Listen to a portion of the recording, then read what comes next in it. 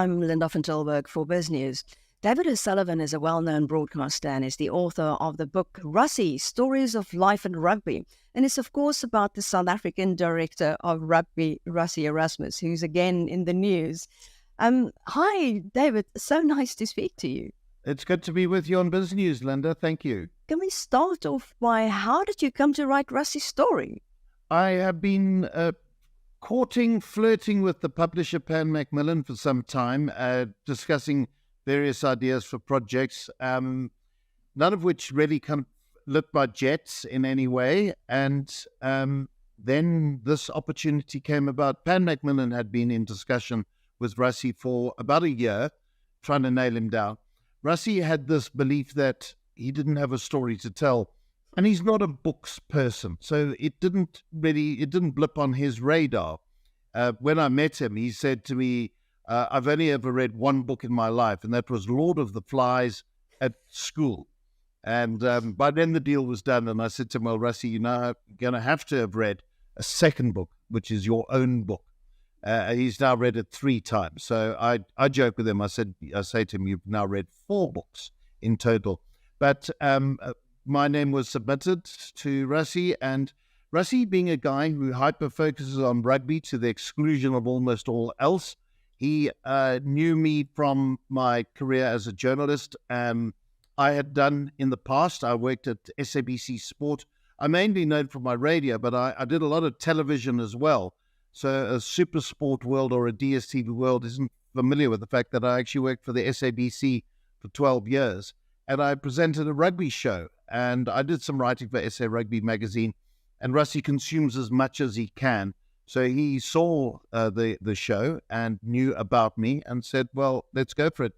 Interestingly, he didn't want a rugby writer. He felt the rugby writers themselves were probably too close to the action. He wanted a bit more of a dispassionate, detached view. And so I got the gig. And it took all of a split second when Pan Macmillan phoned and said, would you be interested in writing this book, for me to decide this is a project I want to do. What I found fascinating, and I just finished the book last night, is that it's written in the first person, but you wrote it, but I can actually hear Rassie's voice, especially when the Afrikaans comes through, the bit of swearing comes through. How did you do that? That makes my heart leap for joy, Linda, that you're going to hear Rassie's voice, because for me that was probably there were many challenges, but that was one of the biggest of the challenges, was to find Rassie's voice. It got easier the longer I worked with him. So initially, it was quite problematic. And I had wonderful people at Pan Macmillan who I was working with, particularly a woman called Andrea Natras, who's got just the sharpest eye and ear. I mean, all her instincts are so finely honed as to what makes a good book or not. And in those initial submissions of drafts, she was able to say, but that doesn't sound like Rassie, and that doesn't sound like Rassie. So I couldn't put any kind of clever writing, flowery writing, because that's not the way he speaks. But the longer I worked with him, and we worked intensely, we'd have 2 or 3 days in a row where we would sit and meet, and we would talk, and we would do 8 hours in a stretch. Rassie never wanted breaks. Once we started, he just wanted to keep going. So I was just extracting stories from him all the time, to the extent that after a prolonged sessions with him, his voice was in my head. I would wake up at 3 o'clock in the morning and I could hear Rassie talking. And so it then became easier and easier to write in his voice. So I would take huge tracts of dialogue, which were transcribed by a wonderful transcriber named Vivian Ray. And I would sit with the transcriptions on one screen and my blank manuscripts on another screen, and I would panel beat the transcript. But there would sometimes be so much dense work that I'd have to summarize it, and that's where, now hearing Rassie's voice, I was able then to express it in the way that it appears in the book. Some mates of mine have said every now and again they feel that they can see a Davidism in the script, and that almost like a dagger to my heart. You're not supposed to see that. You're supposed to hear Rassie. So what was the timeline? Like you talk about these long sessions. How long did you spend with him? How long did it take to write the book? It took I started working with him at the end of January because he had gone to Mauritius on a holiday with his family. And my first deadline was the end of April to get 100,000 words, well, 80,000 words in, which was, it did keep me up at night worrying about it. And in the end, I think the book's about 105,000 words. So I was over the mark from the 80,000 initial deadline. But mercifully, thankfully, the publishers decided to keep the extra in and just make it a bigger book. I think they were looking for a 250-page book, and we came in at 300 pages. The deadlines were incredibly tight, and friends of mine who had written books had said to me that there's no way I was going to hit that target and get that deadline because it was too short. I have no idea. And so I just decided to stick my head down. But I think, Linda, the reason why I was able to hit the target was not because I'm diligent or any laudable trait. It's because it was such an enjoyable experience that it never, ever felt like work. So working on a Saturday, on a Sunday, working late at night or early in the morning was never a burden. And in fact, I found myself to be most productive if I wrote in the morning. I'd wake up at 3 o'clock in the morning and Rassie's voice was going around in my head. I made the mistake once of lying awake, listening to it and thinking about how I would construct that day's work and what sections I was going to do and what additional information I needed to pull together to make that section work. Then went back to sleep, woke up in the morning, got the kids ready, got them off to school, and sat down in front of my computer and went, what was I going to do again? And I'd forgotten. So I said, I'm never doing that again. So at 3 o'clock, when his voice is going around in my head, I would then go down to my study and I would start working. And by the time my wife was getting up and the kids were getting up, I'd already nailed 3,000 words of 4,000 or 5,000, which was my target for the day. So then the whole burden of the day was lifted. And I think that's why I was able to power on and get the book in on time. And it, as I say, it never felt like work. It was always such an enormous pleasure.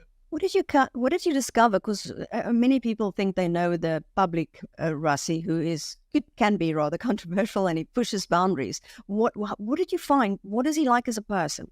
I found him to be rather shy and introverted. We met at the Grendel wine farm early in mid-January to sound each other out and just to make sure that this was going to be a decent enough working relationship. And an hour meeting turned into a 3-hour meeting of the two of us just yakking away to one another.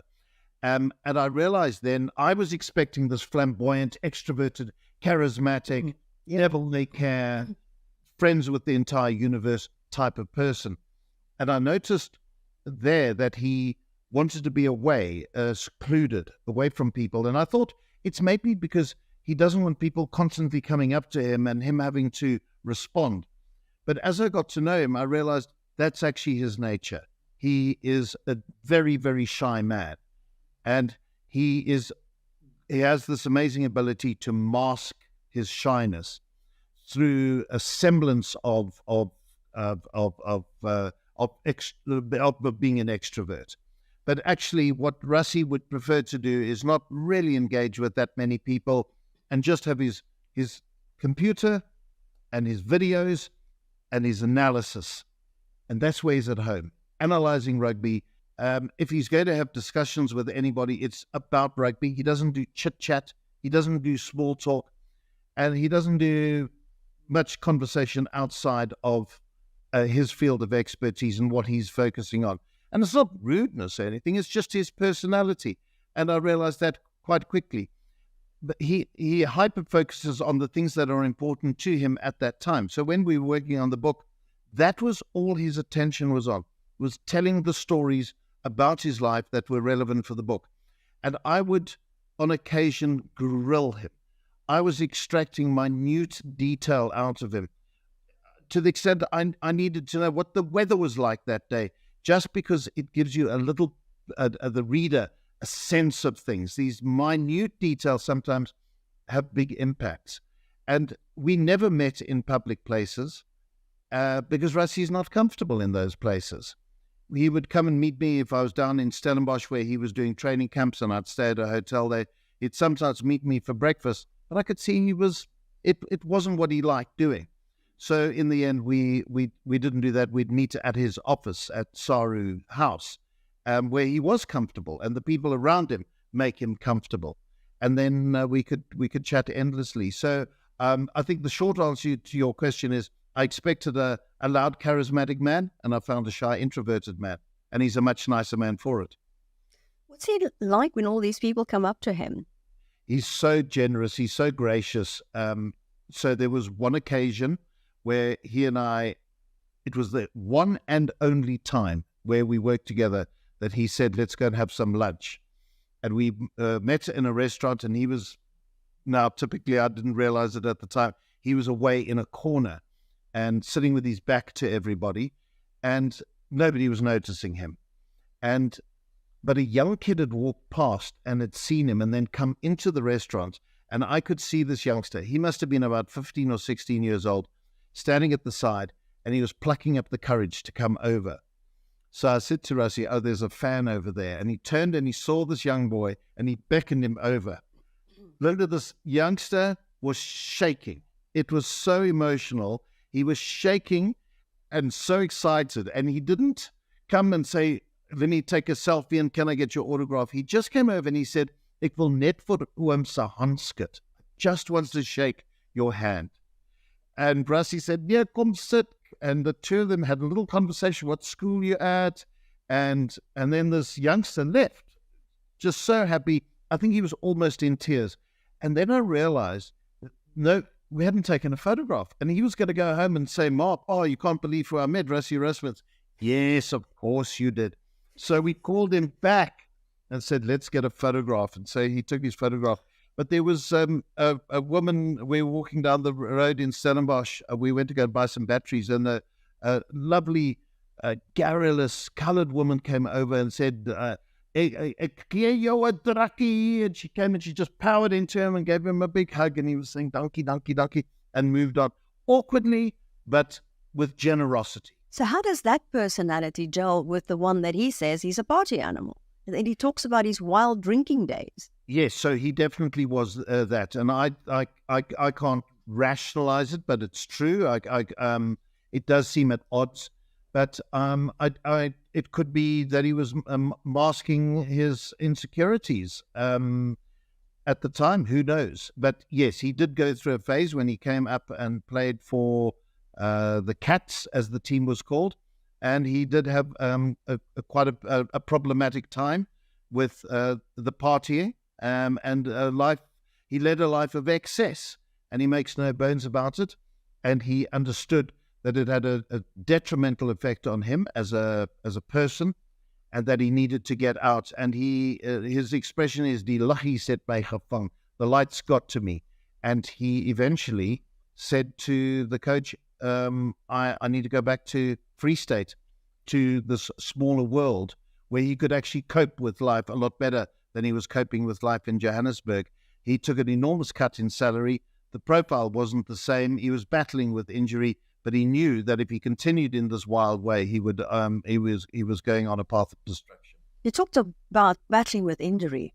When he started listing all the stuff that happened to him, it talks about more than 30 operations, and he's still battling with illness. I mean, is that the normal life of a rugby player? I think it's an extreme. It's the oddest thing to have that many injuries. But he has been dreadfully unlucky. One of his main injuries that really brought about the end of his career was a foot injury, which he suffered in a routine training exercise. It was the start of the season. He had left the Cats. He joined Free State, and it was at a preseason warm-up session. The guy fell in front of him. He jumped over him, landed awkwardly, and had a foot fracture that went undiagnosed for an incredibly long time. So he was living on painkillers. He and his mentor, Rassie Erasmus, no relation, they flew out to Adidas, where he was examined there. They made special shoes for him. And eventually, when they came back to South Africa after a while of nothing getting better and him playing in pain or playing with painkillers that masked the problem, didn't solve the problem. He then saw a surgeon who saw this hairline fracture. He had the surgery and it was fixed. But the damage had been done, and his body has gone through rack and ruin. His hands are incredible. He's got arthritis now in his fingers, and he can't hold a golf club properly because of it. But he is so resilient. And it does speak about a person who is able to overcome enormous obstacles, and this is physical pain being the obstacle, in order to do the thing that you love. But Wegener's disease is something he's got. It's a chronic illness. He's going to live with it all his life. It's the inflammation of the blood vessels in whatever part of the body Wegener's disease gets you. And for Rassie, unfortunately, it's in his throat. So his throat will start constricting, and he would battle with breathing. And in the 70s, when the understanding of treatment for Wegener's disease wasn't as sophisticated as it is now, Wegener's disease had quite a high mortality rate. And so he's on a course of medication which solved the problem, but it's a course of medication he will remain on for the rest of his life. Sometimes the cortisone that he has to take puffs him up. He has to pee a lot. He's embarrassed about it, but he's learned to live with it. And he's very open about it so that people don't get embarrassed for him. Embarrassment, Linda, is a big thing for Rassie. He needs to avoid embarrassment. He needs to avoid embarrassing people. And it has motivated so much of what he has done in his career, this notion of embarrassment. Transformation has come about because of embarrassment and humiliation for those who are at the receiving end of the unfairness of transformation, or the lack thereof. And so it's an interesting dynamic. So why does Rassie want to tell his story now? He's not finished his career. Oh, dear, that is a question I haven't been asked before, and I don't know the answer. It wasn't something we canvassed. It was more a case of, I think, a publishing decision that in order to capitalize on interest around the World Cup, let's get a story out now so that there's Rassie's top of mind. I think it's the adage of the interest is there while you're prominent. If we'd written it once the story was all done and dusted, people may not have been as interested. But we wrote the story on the back of the second ban. He got banned twice. And so the controversy of Rassie was still very much there. We were riding the wave of the 2019 World Cup. When he wins the World Cup in 2023, I'm not sure if there's then another chapter to be added to the book. But I think that everything in the book will tell you why they won in 2019 and won again in 2023. So I'm going to be optimistic about that, because all the building blocks, all the pieces of the puzzle, if I can mix those metaphors, have been put in place and detailed in the book. And so you can understand why and how things are working now if you read the book. For example, in the game against Scotland, the opening game for South Africa of the World Cup, you could see Rassie and Felix Jones, his assistant coach, holding up coloured lights. And I'm amused on social media to see that this is causing a bit of an uproar. But if you read the book, you find that using coloured lights is nothing unusual for Rassie. He coached Free State to great success, took them to 2 Currie Cup victories using that exact system. And he told me when we were writing the book that he was going to use the lights, but asked me not to put it in the book because he wanted it to be a surprise. But for anybody who goes, well, what on earth are the lights? There's a whole section of the book that explains the lights. But today on Twitter, there's already people saying, "Oh, should this be allowed?" So is this again Rassie getting into a controversy? Yeah, and I don't think he anticipates that it would be a controversy, simply because there's no sanction against that. There's nothing that he's working against. In the same way, when he was director of rugby during the British and Irish Lions tour, and he became the water boy. There was no law that said the director of rugby can't be a water boy. The law said the coach couldn't be the water boy. They've now amended that law and made the director of rugby also ineligible to carry the water. So they made a law specifically to stop Rassie from exploiting their own lack of procedure. And I wouldn't be surprised if suddenly they start saying, oh, you can't use the colored lights. But they use radios, walkie-talkies, hand gestures. All of these things are used. It's so amusing for me to see on social media that people had no idea that coaches were communicating with players during a game. I think, what did you think was going on? Why do you think they were using microphones and wearing headsets? It's all about communication. And this is a much easier way. As Jacques Nienaber said at the news conference, in these stadiums, there's so much noise, you sometimes can't get a message to the players. So you just use a light. Simple as that. Yeah, well, I see on Twitter, they are sort of asking people's opinion, should it be used? So you're probably right. That's another rule they're going to change sort of midway to stop Rassie from doing that. Yeah, it'll be ridiculous if they do. But Rassie's got this very simple philosophy that if you need to do something, if you want something to happen differently, you've got to do something differently. And he is always able to think out of the box. But he's always amazed. He doesn't see it as out-the-box thinking. His way of rationalizing this or trying to explain it is, why hasn't anybody else thought of it? Because it's pretty obvious that you should be able to do these things. So for him, it's no big deal, but he happens to be the first one to think of these things each time. The same was true when he was analyzing play using VHS machines and analyzing the opposition.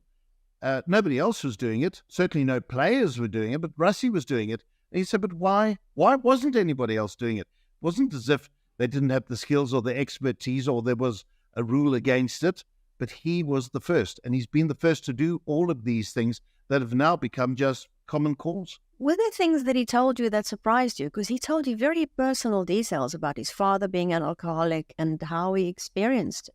There was one particular part that really did surprise me. The alcoholic father, the depths to which we went into that was quite surprising and deeply emotional. I did hear Rassie when we were doing a rollout of media interviews, and he was chatting to a journalist, and I heard him saying that the process of writing this book had felt like therapy. And I thought, yeah, that particular section was quite a lot like therapy, as we just kept delving into what it meant, how he felt, how he dealt with it, with the alcoholic father. But here's the bit that really did surprise me. When we came to talking about the British and Irish Lions tour, in the third test, which was the deciding test match, they'd won the first one, South Africa had won the second one. The third and final one, was the decider who wins the series. He picked Morné Steyn, an aging Springbok who 12 years earlier had kicked a winning penalty, which secured the Lions series in that year. Now, he had been out of international rugby for 5 years. He had been playing for the Bulls with great skill and prominence. And Rassie brought him back into the fold and brought him on and picked him for the third test. He hadn't been picked for the first two, picked him on the bench for the third test. And on he came, and in the dying minutes, repeated the heroics of 12 years earlier, kicked a penalty, which won South Africa the series. A remarkable story. And I said, why did you do that? And he said, because I saw it. So I said, oh, you had a hunch? He said, no, I saw it. And I couldn't understand it. And Linda, this is the bit where you say, did anything surprise me? This surprised me, that he had these visions. Now, I don't believe in that kind of stuff. I don't believe visions occur. And he said, let's leave it out because people will think I'm mad. But I couldn't let go of a story as wonderful as that. And I said, no, we've got to dig into this. We need a way to talk about it. So he said, I know what to do. Let's get Jacques in. So we were at Saru House at his office, and he just got on the phone and said, Jacques, why'd you pop up here? Jacques Nienaber came in and said, go and ask him the question. I said, why did you pick Morné Steyn? And Jacques burst out laughing. He said, oh, it's the visions. And then told me 3 stories about Rassie having visions, seeing things that will happen that then happened. But Jacques said, please understand, I'm a man of science. I can't explain this. And nobody can explain it, but he has these visions. He sees things, he has premonitions of things happening that then do happen. Now, I don't believe in premonitions, but I can't explain this. I think it's a wonderful story, and we stuck it in the book and gave it some prominence, and that did surprise me.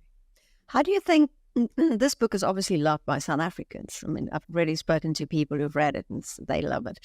How would it be received overseas, do you think? It's early days. It only came out in the UK the previous Friday, and I believe that sales are going well. I'm anticipating, as you well know, Linda, there's a large expat community in London, and they might be snapping it up.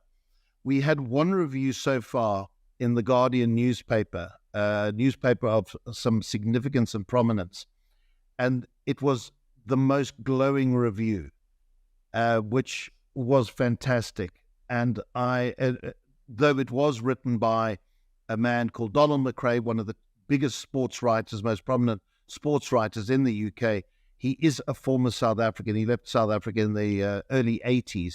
His father, coincidentally, or just for trivia's sake, not even coincidentally, used to be the CEO of Eskom, when Eskom was a functioning utility. But Donald wrote a wonderful review of the book and interviewed Rassie for the review and understood the nuances of South African life and captured what Rassie wanted to achieve in the book really, really well. His concern, Rassie's concern, is that after he made the video that criticized Nick Berry, after he was the water boy, and after he got the bans, he found himself quite isolated and maligned. And his sister, who lives in Reading in the UK, has lived there for 20 years. She felt that her family was the only family in the whole of the UK who loved Rassie. Everybody else hated him. And I see on social media, people would refer to him as a cheat, where in fact, he has never actually cheated. He brought the game into disrepute through the Erasmus video, and he is deeply, deeply regretful about it. But my anticipation is that people don't like to have their minds changed. And unless they read the book, they will continue on the path of, we hate this guy and we're not going to buy the book. I would like the detractors to read the book and possibly see another version of events and understand that the way he did things was maverick and different, but wasn't cheating, and possibly their minds can be changed. And of course, I want to ask you, you said a little bit about your prediction for the World Cup. So I am terrible at predicting things. I would like to say that it's going to be a Springbok France final. But if you had said to me before the Argentina-England game there in the opening week of the tournament, that England with 14 men playing as badly as they have been against Argentina, playing as well as they have been, that England would trounce Argentina, I would have said there's no chance in hell that that would happen. That is, in fact, what did happen, and I realize my abilities to predict anything are null and void. I also used to present horse racing, Durban, July, and J&B Met on TV when I had my TV career. I could make a case for every single horse to win that race. In the same way, I could make a case for 6 teams to win this World Cup. It's useless to even predict. But then I have actually predicted it's going to be a South Africa-France final and South Africa will win. There you get it. Last question. How do you think history will judge Rassie? I hope that history will judge Rassie as the man who brought about effective transformation in South Africa. He's not a political beast, and he isn't guided by political masters, as so many people accuse him. He is guided by a deep sense of humanity and this desire to avoid humiliation and embarrassment.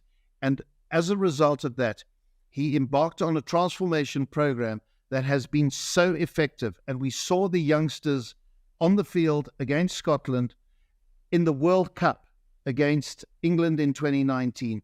The players who came through that development program called the Elite Players Development Pathway, the EPD, with such great success that his legacy is the Elite Players Development Pathway. My great fear, Linda, is that when Rassie leaves, that the attention on the EPD will fall away and that the program will dissolve. And this wonderful network of coaches and scouts and people dedicated to the well-being of rugby will fracture and fall apart. But this is the path that is finding the kids who otherwise wouldn't get the opportunities, are giving them the opportunities, and it's up to them to seize them. It's allowing the kids who go to elite schools and are given all the opportunities to still have a relevance in rugby. Nobody is excluded. The only thing you are excluded on is the number of players who can play for a team. There are 23, and if you're not good enough to be in the 23, it's not through some kind of political discrimination. It's that there was somebody who was better than you. And if that's the only criteria, that's the one we want. But nobody now is discriminated because they're white and can't play because of quotas, or black and can't play because they've never had the opportunities. All of that is being flattened, and so everybody can compete on an equal footing. And that, for me, is the genius of Rassie Erasmus. Yeah, and he keeps on saying that he's not political, and the decision to make Siya Kolisi the captain was never political. It was never. In fact, I'll tell you exactly how that came about. He sat down and he picked his team. He had known Siya Kolisi since Siya was 17 years old. He knew exactly what this guy was capable of doing. And he knew that in that position, at flank, he was the right player for that position. He picked his team to play England in 2018. Siya was in the team. Siya had been selected by Alistair Coetzee before him, but Rassie had worked with Siya at the Western Province Academy and had even made sure that he signed for Western Province after having found that Siya had signed for Free State, but they found a flaw in the contract and managed to get him out of it and brought him back again. But now he's got to pick a captain. So he looks at his list. He's got his 23, and he goes, right, my captain, who's the previous captain? Eben Etzebeth. He's injured. Who else is captain of the Springboks? Warren Whiteley. He's injured. Dwayne Vermeulen, he's could be a candidate for captaincy, but he's playing in France. The players don't know him as well. He wanted somebody who was playing in South Africa, who'd been a captain, but is somebody who can have access to the referee. He wants the person to be able to talk to the referee and hear the referee. So he's got to be either a prop, a lock, or a loose forward, or a scrum half. So he looks at his list and he goes, who meets all of those criteria? Siya. Siya captains the Stormers. He's a flanker. He's going to be near the referee. I'll make Siya the captain. Never once did he think, I'm picking the first black captain. And it came as a huge surprise. Now, the problem is that there are some people who don't want to believe this. If you want to believe that Rassie is a political animal, you'll say rubbish. But these are the facts. That's actually what happened. And if you go to Siya Kolisi and ask him, or even read his book, you'll find it's the same version of events. And then I know that the conspiracy theorists say they colluded on it. That's also nonsense. The simpler explanation is the correct one. He did not know what he was doing in picking Siya as his first black captain. He just knew he was picking the right person to be the captain. David O'Sullivan, it was so nice speaking to you. Thanks for speaking to Us News. It's been an absolute pleasure, Linda. Thank you so much.